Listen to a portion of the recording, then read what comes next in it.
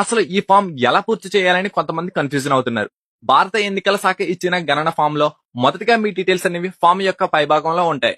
Form right side లో ప్రస్తుతం ఉన్న మీ ఫోటోనైతే అతికించాలి. దీన్ని 3 బాక్సులుగా విభజించారు.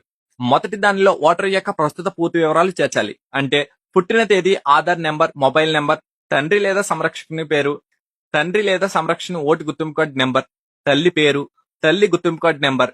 మీకు పెళ్లి మీ భాగస్వామి పేరు, అవ్వకపోతే ఖాళీగా వదిలేయండి. మీ భాగస్వామి యొక్క గుర్తింపు కార్డు నెంబరు. ఇవి మొదటి బాక్స్ లో పూర్తి చేయవలసినవి.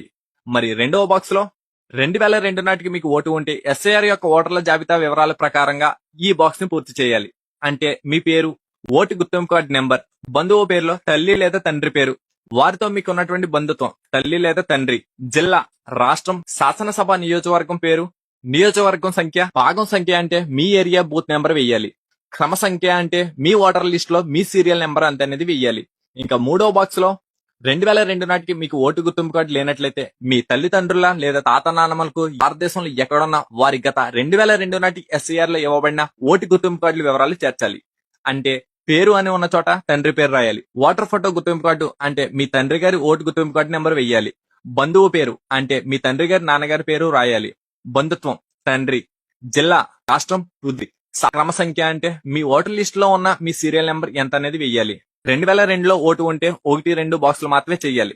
2002లో ఓట్లు లేకపోతే 1-3 బాక్సులు మాత్రమే పూర్తి చేయాలి. ఇది గుర్తుపెట్టుకోండి.